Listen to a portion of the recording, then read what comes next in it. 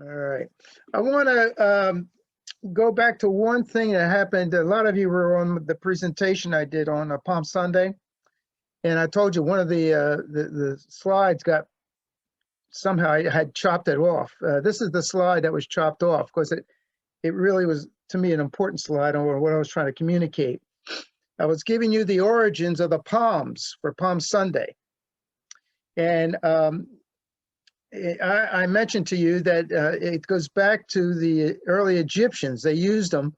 You can see here's the Pharaoh and his entourage there. They have these things that they're showing palms on there. And this is what they were waving. It would cool things off. It's, you're talking about the desert area. It would cool things off. And every one of the drawings here has these palms all over. Here on this one here, you can see on the side. Down here, the guy's cutting one for the, what do you call female pharaoh? I don't know what she's called. That looks like a female there, and that's what he's doing there. And if you look at it closely, and you think about what our altar boys carry when they come out from the altar, it's called the exophteria. X is six, the sixth wing angels, the seraphim angels, and on that shield is actually an image of the seraphim angel. But if you look at the spokes or the shield itself, it looks like sheets of palm, just like this here. This is what it looks like. Only it's out of metal. And the use of these palms and everything became a sign of royalty, and that's why I wanted to make sure I showed you this one. I didn't want you to feel cheated that I had lost it. So that was the first thing I wanted to go over. And there's one thing on the Shroud of Turin that I didn't talk about, and I want to mention it right now because we're going to cover this a little bit. Right above here, see where the arrow is? There's this white speck. Can you see it where I'm pointing? And on the negative, it's dark right there. And the stirrup report, that's the people who put the report together for this, who studied it, said it's not blood, it's not sweat, it's not water, and they can't. It's the one element on the Shroud of Turin they cannot identify. And the one scientist said he wrote it off as just a sign of the resurrection, the explosion of the resurrection. And we're going to talk a little bit about that today. That's why I wanted to mention that to you. So we may see that slide again. Just a note to all of you, now is the time to send in any of those topics that you would like us to cover. We're doing our planning now. There's my email address. Just send me a note, and believe me, we take them seriously. I will tell you that if you look on our website, it shows that Father Nectarius was supposed to be doing a book study now. That is going to start on June 22nd. We don't know which book he's going to do yet, but as soon as he tells us, I will get it to you so that we can get copies of it. So his book study. So in other words, we're going to be doing some programs now that extend a little bit into the summer, okay? So we can, so we don't just totally break off. So that's going to start June 22nd. And also Father Andreas and Father Nectarius are going to be putting together some podcasts. For those of you who, like me, like to jog and or when you're doing exercise or even where you're doing housework, you can have these, put your earbuds on and listen to Father Andreas talk about the apostles. There'll be interesting blogs or podcasts, and they're working on that now, and that'll start about the same time period, around June 22nd. Okay, we try to keep all these sessions to 6 weeks so that it's always interesting for you.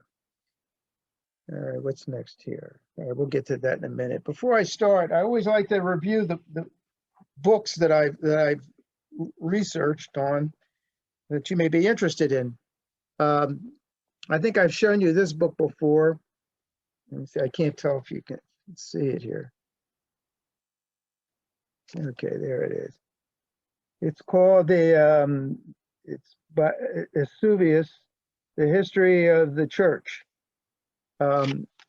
It's really incredible. I really enjoy reading it, because it's like he's sitting right here next to me after 2,000 years. You know, he wrote this. He's in the 3rd century, so he was as close. He's one of our great historians. He and Josephus are the great historians for our church, and other than the gospel writers, of course. But it's really interesting. If you want to get a little history, and that's a complete history. And this is a really good book. I got 2 really good books on Mary. This is called the, I don't know, I'm trying to read it backwards. The Untrodden Portal of God. I got all these books out of our bookstore, by the way. So you see Catherine, she can get you these books. And this is my favorite. This is, the life of the Virgin Mary, the Theotokos. I love this book. Almost all my presentations where I refer to Mary, this is Christmas and everything, this is where I got the information from. And they have books on the apostles, significant events in the history of the church. They got different topics on these things. It's by a Russian monastery, and they're nuns that put it together. They have charts and everything, graphs, and it's really well done. So with that, I think we're ready to begin some talking here about what we're going to be talking about. The reason I'm showing this first is just this is the starting point, the aftermath. This is where it all started, and this is where I ended with the Palm Sunday program. The interesting thing I just want to point out is that the book of John says there were 2 cloths, okay, 2 different ones. All right. Interesting too, and what I read today tells me that the angel that first appeared to them and that appeared several times was actually Gabriel. Okay, got that in the book from the nuns there, that it was Gabriel. That makes sense. He's everywhere now. I mean, he's there at Christmas we see him, and at Easter, he's everywhere. That was his role. But I thought what was interesting, what I was reading today, was that the cloths, the picture shows it too, how perfectly they were placed. They were just, they were exactly on the spot where Christ was laid in the tomb. When you go to Jerusalem, if you go on it, we're already talking about a trip for the church.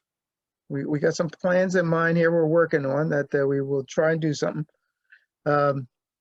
You'll be able to go into the tomb and go right up to this point and worship. Right into here, we'll get into. But that the John points out that the way the garments were, that if you put the myrrh and everything on the body that the Joseph of Arimathea and the myrrh bearers did, that eventually the cloth would stick to the myrrh, and therefore it would stick to the body. So anybody trying to remove the shroud, okay, and take Christ's body out, wouldn't have been able to do it that neatly. All right, it was just like a Band-Aid, something like it sticks onto your skin and everything, and it's hard to get off. And it was pointed out in there that they're perfectly laid there, so that the only way the body could come out of those items is if it came through it, the resurrection. All right, so we're going to start at that point. And what am I going to go over? I'm going to go over several things here, and I thought I had that listed first. Let me move. Yeah, here they are. We're going to go. What is significant about Matthew 28? Was Mary Magdalene the first to see the risen Christ? How many disciples were there? I think I asked you that question one time before and nobody got it right. So maybe you'll get it right this time. What became of the disciples after the resurrection? And what became of Pilate? That was interesting. And what role did the women have in the early church? That's what I'm planning on shooting on covering. Okay. So you can see I'm going to cover a broad area here. And these are things that when I read, and I read the New Testament and everything, these are questions that I have. I like to try to make sense out of everything. And I like seeing, where, it says certain things in the Bible and you start thinking about it, that it doesn't make sense. How could that be or whatever? And I'm really enjoying researching these things because I find out so many things. Like, for example, like what I told you about Gabriel today. I just was fascinated by that because I think Gabriel's everywhere throughout. So let's start with this first one. What is significant about Matthew 28?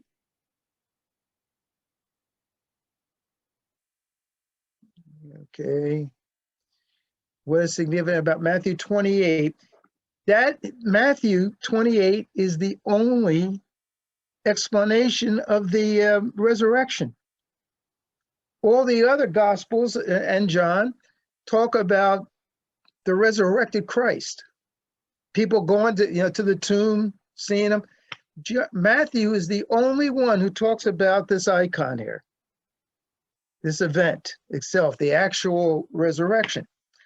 Now, to me, isn't that surprising to you? I mean, just think about that. Isn't that the most significant event, the resurrection? That we were fasting for 50 days for the resurrection, to see the resurrection. And there's only one gospel, Matthew. Now, why is that so? There's actually an explanation for it. Almost all the events here that happened during Easter are reported through the eyes of witnesses. All right, and that's why the Gospel of Mark becomes very important because he was there. He was there at the Last Supper. He followed the group to the garden at Gethsemane. He was there. So he was there at the crucifixion, hiding now. He's not one of the original apostles. He's he came later, but he was hiding in the bushes. It even says it in the book of Mark that that when they arrest Christ, they said, and then the young man ran, and his loincloth, his covering, got caught in the thorn bush and pulled it off, and he ran away. And that was Mark talking about himself, witnessing all the events that were happening. So there was no one there at the resurrection to see it, at the cave to see the resurrection early in the morning. The myrrh bearers, the Gospels say they arrived very early in the morning. If you heard us chant that, early on the morning, and then went through the whole story of Christ. That was on Thursday night. We sang that. We chanted that. So two of the books say very early in the morning. And that's the other thing that's difficult to get some answers out of it. They contradict each other. One says early in the morning, then the other one says very early in the morning. And then the third one says just Sunday morning when the sun was out. All right. Now, those are three different times. All right. But in this case now, there was no witness at all. All right. But we have this very detailed description by Matthew. And there's your key there. Does anybody remember what Matthew's job was?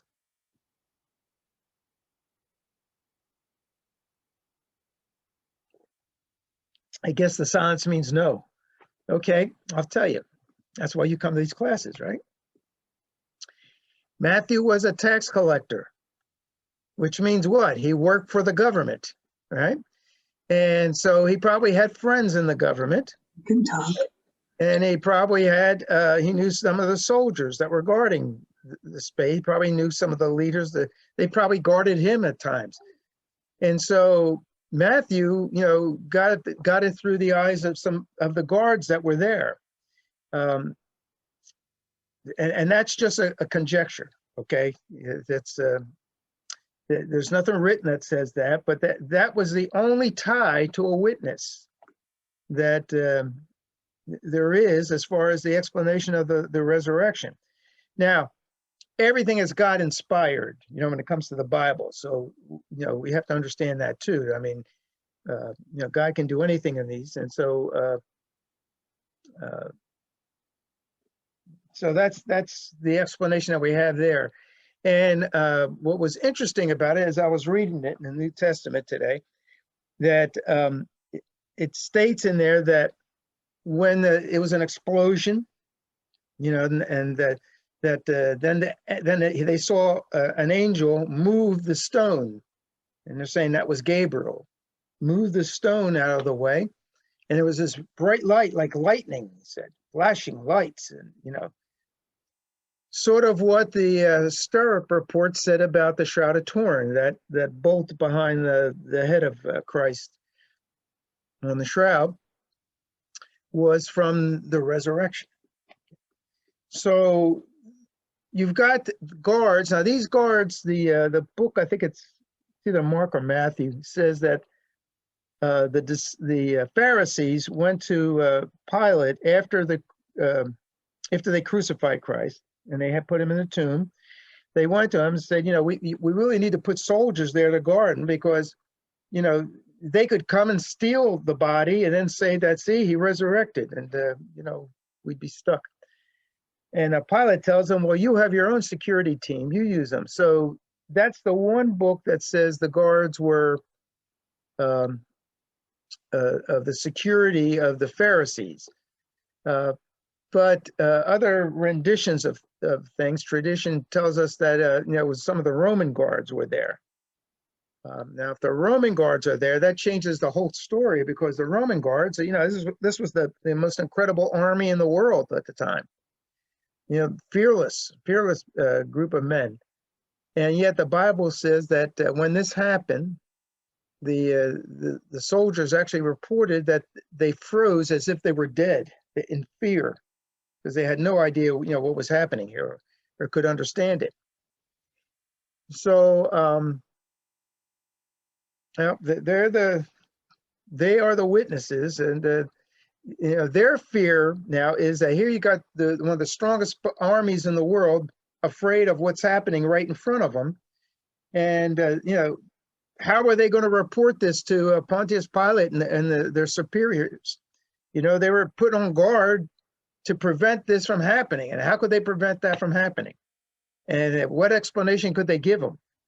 That this bolt of lightning came, and then an angel came and moved the rock out of the way, and then the body was gone. So it was a tumultuous event for them, and the fear level was extraordinary. Okay, now this is what I spent most of the day on, trying to figure out this answer to number 2. Was Mary Magdalene the first to see the risen Christ? And at 5 o'clock today, and I was still working on it, I decided I wasn't even going to talk about it, because I couldn't come up with a good answer. And then I started reading my favorite book, and I found the answer. Okay. First of all, remember, I've told you before, a good trivia question is to ask somebody what were the names of the women at the crucifixion? You just say Mary, you got at least 3 of them right. Mary was one of the most common names in the biblical times, before Christ and after, especially after. Moses' sister was Miriam, and that's a derivative of Mary. So that also ties in the story to the Old Testament. Remember, we talked about how the events were really tied into the Old Testament, and they were sort of linked together. Okay, the New Testament fulfills the Old Testament. So there are so many Marys mentioned in the descriptions by the gospel writers, and there's one in particular. She was referred to as the other Mary. Now, who was the other Mary? And then I read. Where is it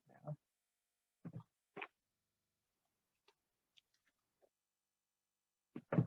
This book that I was reading, and It was the homily by Saint Gregory Palamas of the Sunday of the Myrrh Bearers, which is I think it was past Sunday, wasn't it?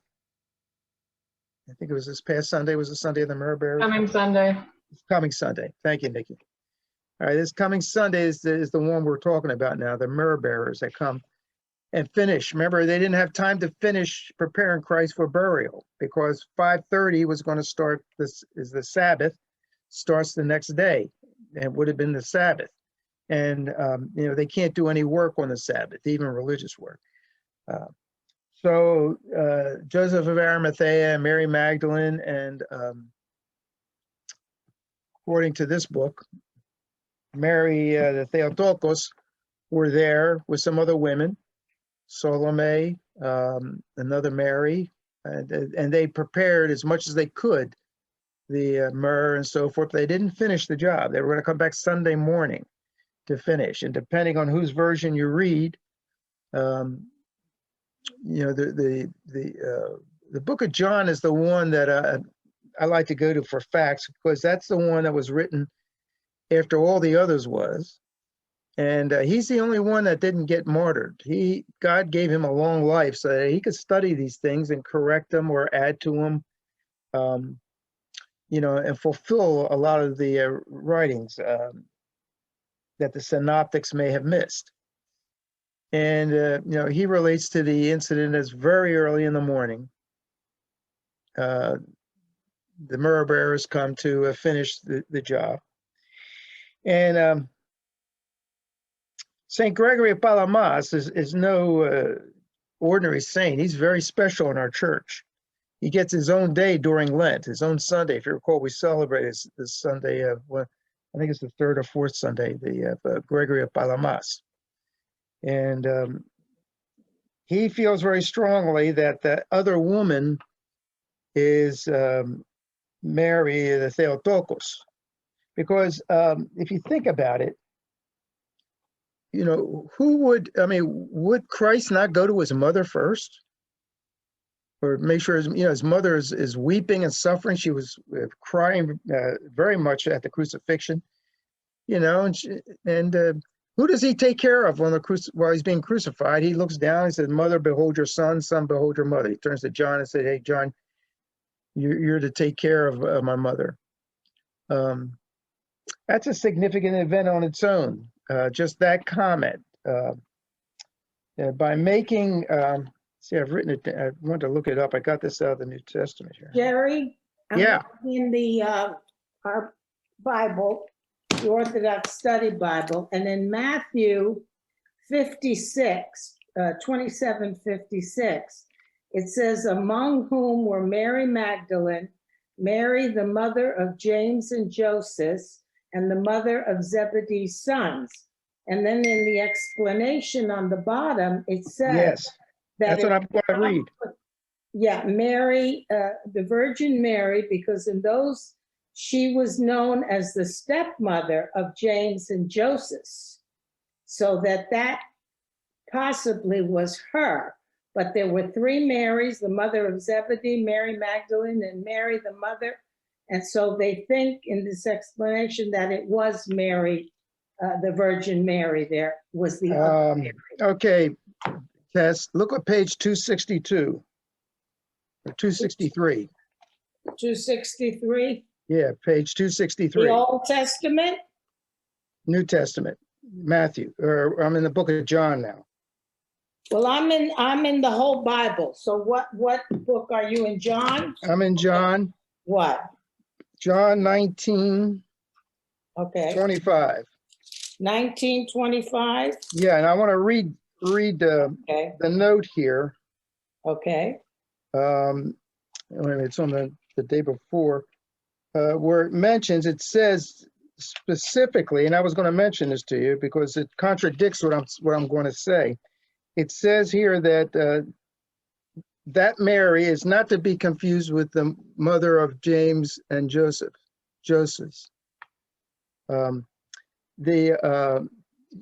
Saint Gregory of Palamas takes exception to that, and he believes it was And there's a lot of clues that he gives. One of them being the fact that one time when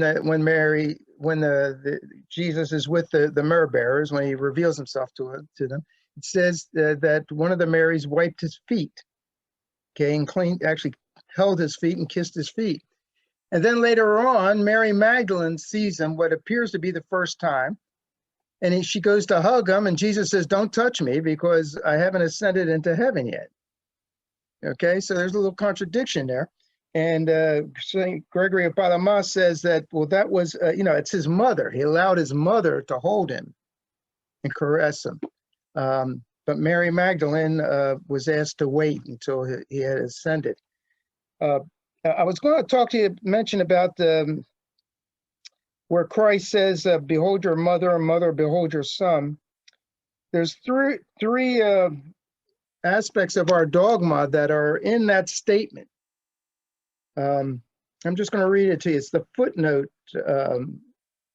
That's what I'm reading now, Tess, at the explanation of 1925 to 27.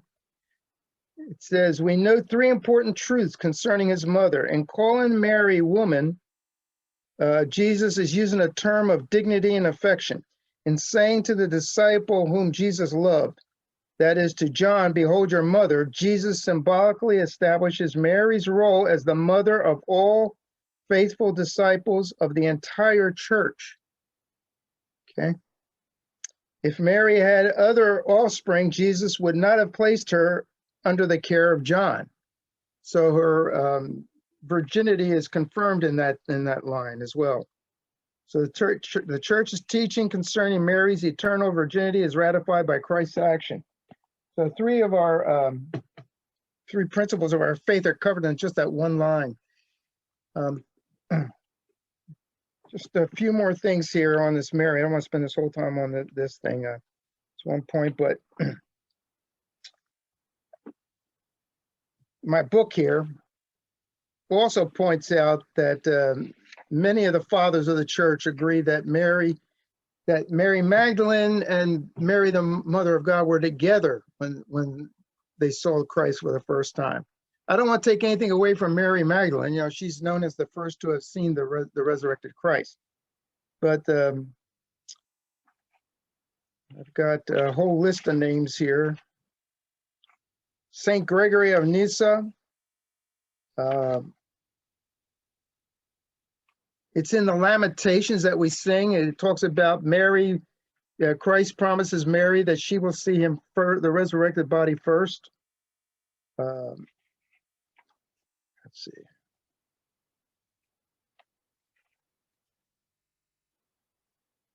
St. George of Nicomedia. I don't know who he is. St. Gregory Palamas, we know that.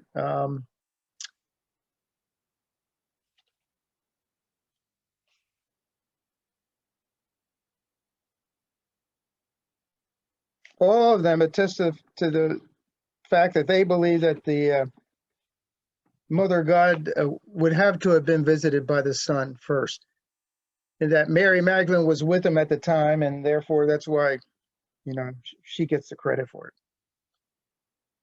So, like I said, I don't want to take anything away from her.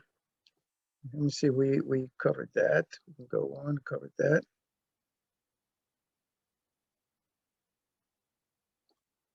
I'm not going to read to you the whole the homily of St. Gregory of Palamas, but I've sort of encapsulated it for you. The things I've covered. It was proclaimed in 1351. All right, now what is this part? This is come on. How many disciples were there?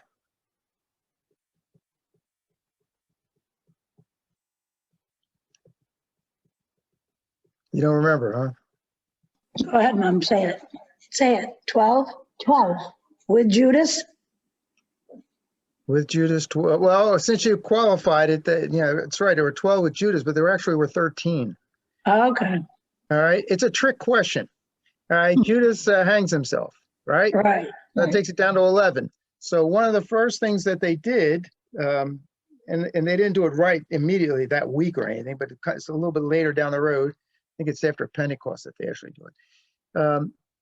Is that they got together and they said, look, the Lord had us to have 12 disciples. Now, there are magic, I don't want to call them magic. There are sacred numbers in the church. 12 is one of them. There were 12 tribes of Jerusalem. There were 12 tribes of Israel, 12 tribes of the Arabs, the Arab. So 12 is in a lot of numbers. And so, they reasoned that there must have been a reason why the Lord wanted 12. So we have 11, we need to appoint somebody. So they went to pulled these two gentlemen together. This is Matthias and this is Barsabbas. Okay. And they drew lots. They did a lot of praying ahead of time. They say, whichever one, draws the shorter lot or the longer lot, I don't know which it was, will be the one that God wants us to replace Judas. And Matthias won. So he filled in the spot for Judas. Now, how would you feel if you were Barsabbas and you didn't get to pull the short one? You were left out of the mix there. So that's what happened there. So now we're back to the 12. Okay. And let's see. And what became of the disciples? Well, the first one to be martyred was James. In the organization of the disciples, there was a shift in leadership. Okay. It started out first actually with James. James was the acknowledged leader, and his brother is John, the gospel writer. And unfortunately, he'll be the one that gets martyred first. All right, and that's covered in the book of Acts. You can read it. He's killed by Herod Agrippa. That's Herod. That's what you're seeing down here. This is Herod Agrippa. Herod Agrippa was the grandson of Herod the Great. And he just killed him. So he was the first to go. And they're all eventually going to go. This was the brother of Christ, the stepbrother of Christ, James. And this James is the one that you know as James the Just or James the Righteous. And he was pushed off the top of this wall onto the ground, and he survived. It was, it was a big story. It wasn't just a little fall. I mean, it was a huge drop. And then they started stoning him to death. And while they're stoning him to death, he was praying that God forgive them. This is a real good man. James, he's known as one of the true saints of our church. James the Just, James the Righteous, whichever way you want to call him. James the brother of Christ. And they stopped stoning him while he was praying. And then one of the workers there for the Pharisees grabbed a club, goes in there and then clubbed him to death. Poor guy has a horrible death. They all had, I guess none of the martyrs were nice. They all were horrible martyrs.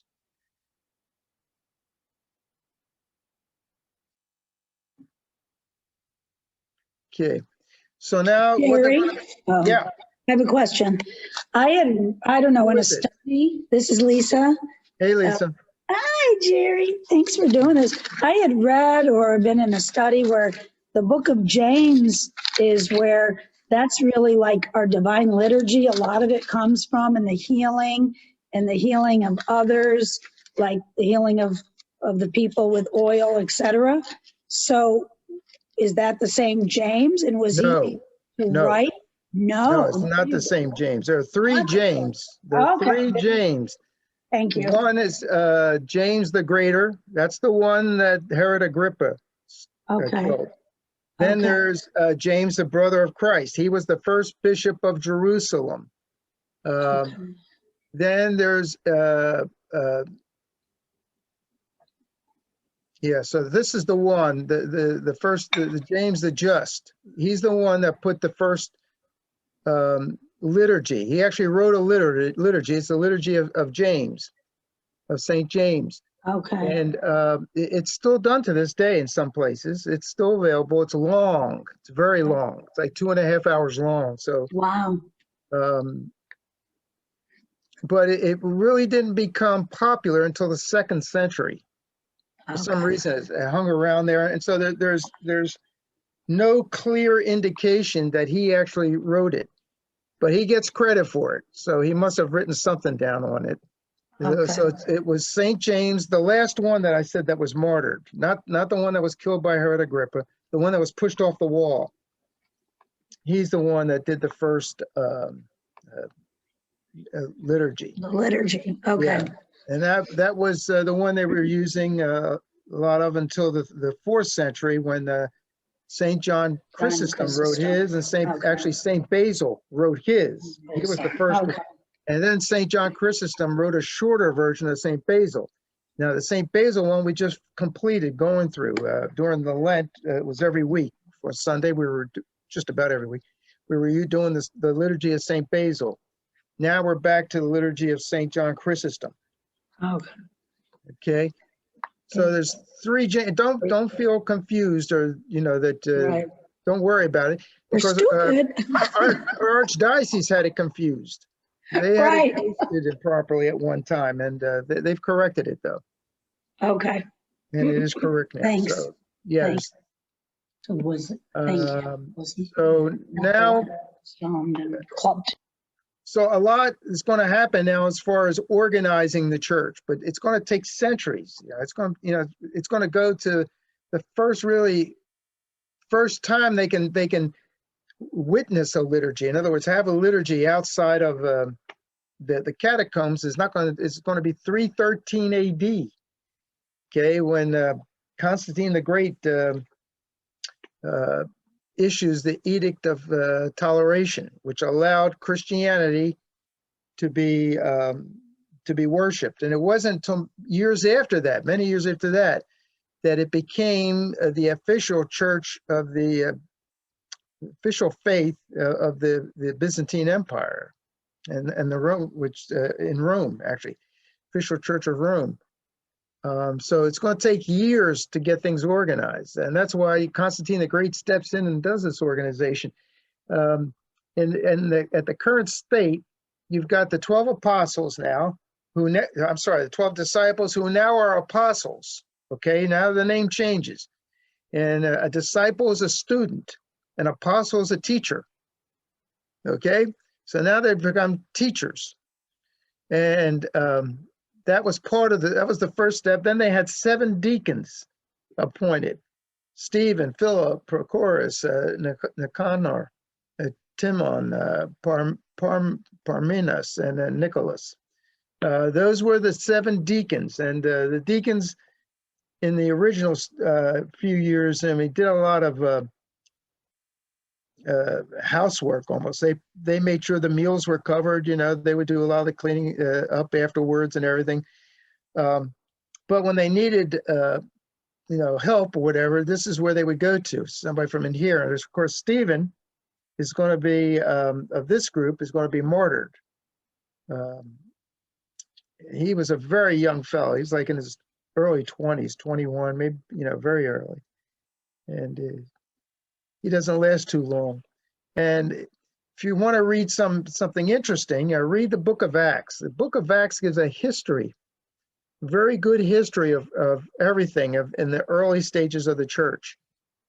And Stephen, right before they stoned him to death, and I'm going to show you the place in a minute. I think that's the next slide here. No, it's not the next slide. So wait a minute. So Stephen, while there's right before they stone him to death, they put him on like a trial, in front of the Pharisees, the leaders again, Caiaphas and us, all of them, and he explains the whole development of Christ from the time of Adam and Eve. He goes through it step by step. In fact, if you were following along with the gospel readings during Lent, they were covering that. They took each step and explained it from Genesis on through. And he gives a mini version of that and a encapsulation of all that. And then when he finishes, they take him out and stone him to death. And Paul was the one who was the ringleader of their stoning. Paul actually, asked them to. He held their garments. He was like the coat rack. They gave it their garment. They took the garments off and gave it to Paul while they stoned poor Stephen to death. Like I said, that's covered in the book of Acts. And then there was another group called that were the remaining 70 disciples, and they were students more or less. But there were a lot in there, and that's where Matthias and Barsabbas came out of. You remember who they are, right? Thank you. I got a couple head shakes. Thank you. All right, they're the ones that drew lots, and there were 70 of them. So there was a big organization here. You got 12, the 7, and then 70. So it wasn't just like the apostles running all over the world trying to do things.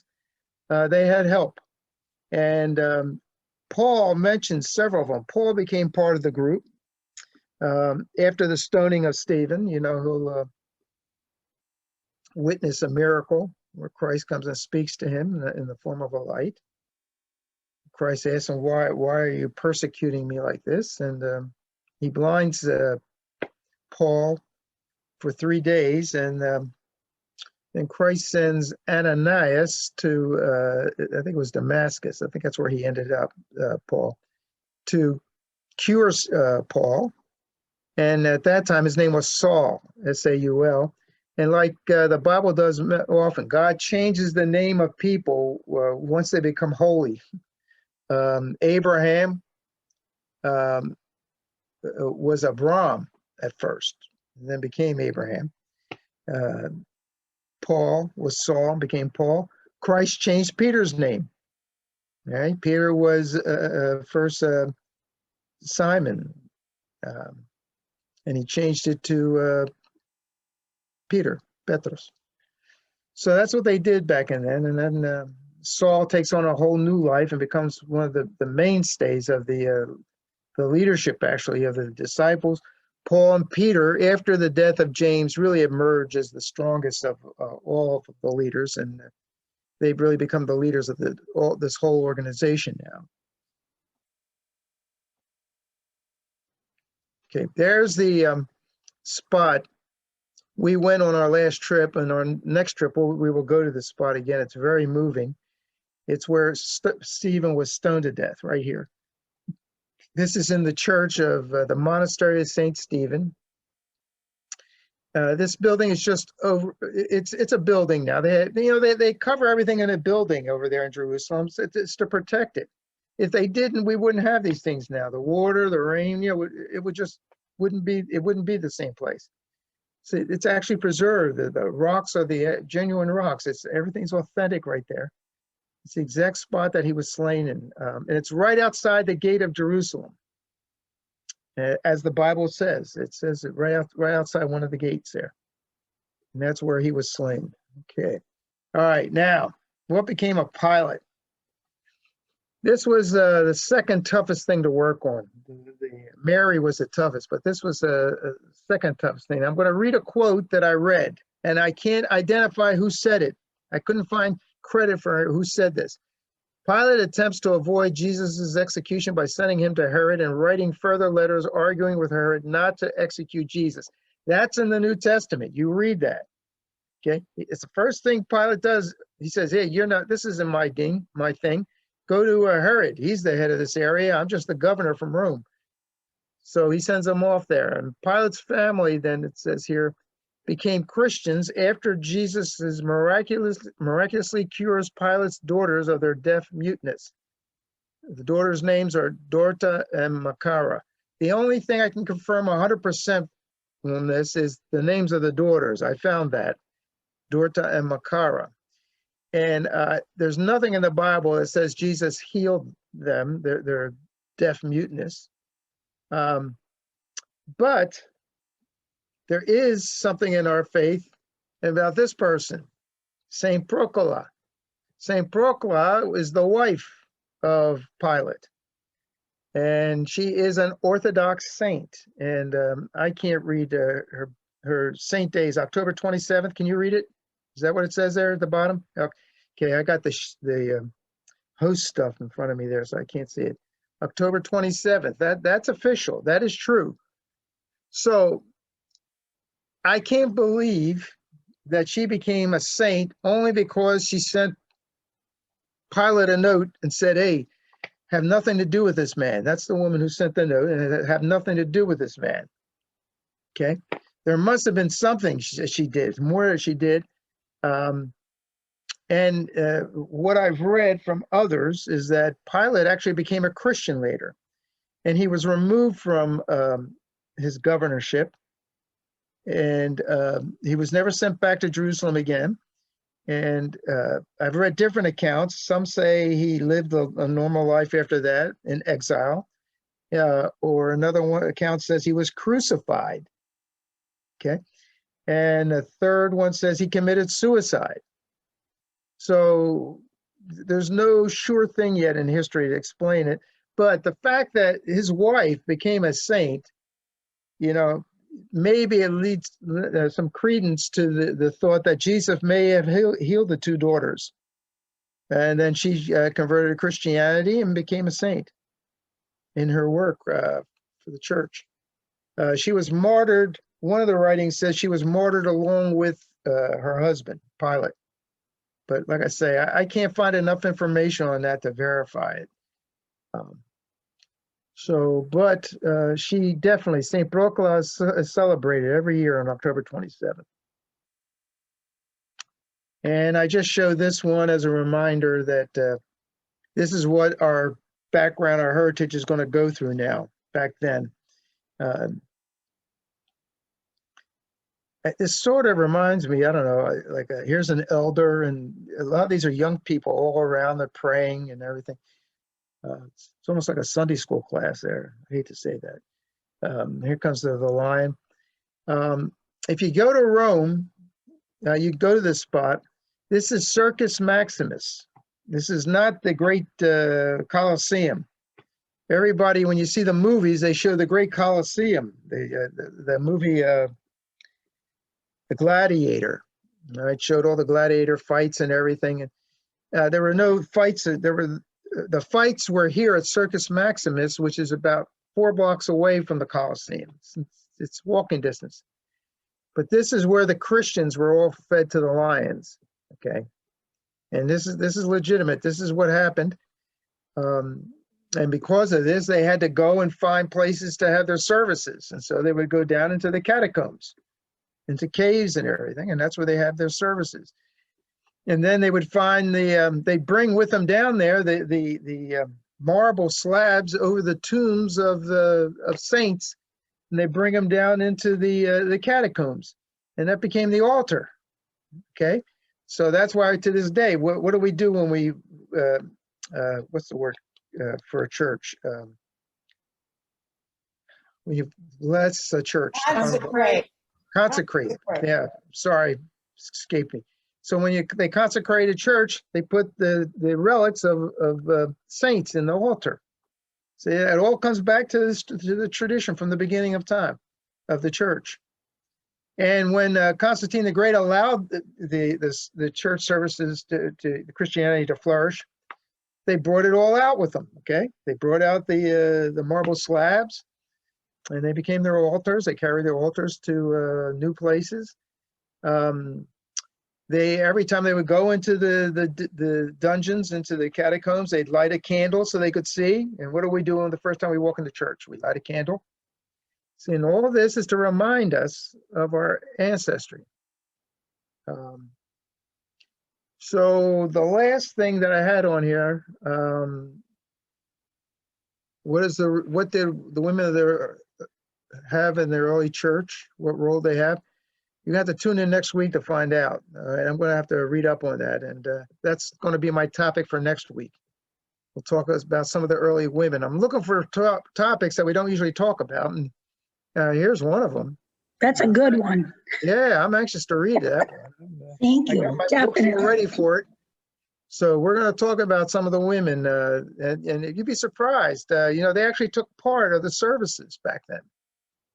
They had a whole different role back then, and they were very active.